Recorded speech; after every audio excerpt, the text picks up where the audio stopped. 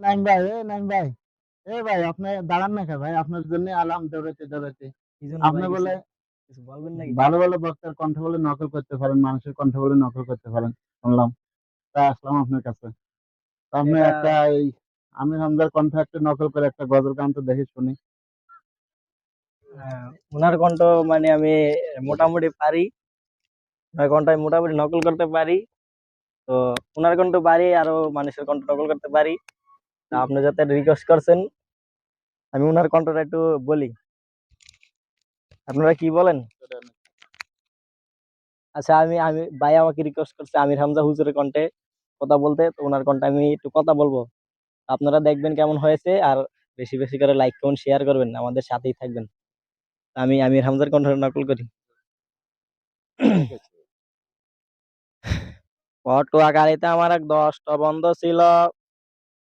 হঠাৎ বাসে প্রোগ্রামে যাওয়ার সময় ওই বন্ধুটা পেয়েছে। বন্ধু গিয়ে বলে, কন্ট্রাক্টর বাস থামানো, আমি নাইমে যাব।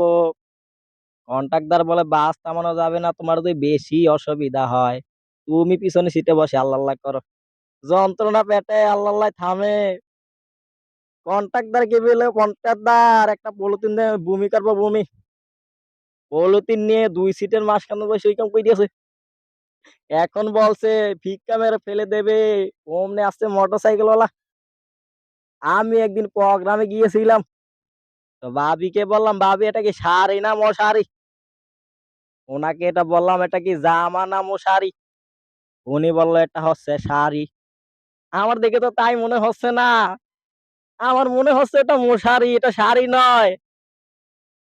তো বলবেন হয়েছে, আমাদের সাথেই থাকবেন। নাইম ইসলামকে। নাইম ভাই অনেক কণ্ঠ অনেক সুন্দর কইছে, আমার কাছে অনেক ভালো লাগছে।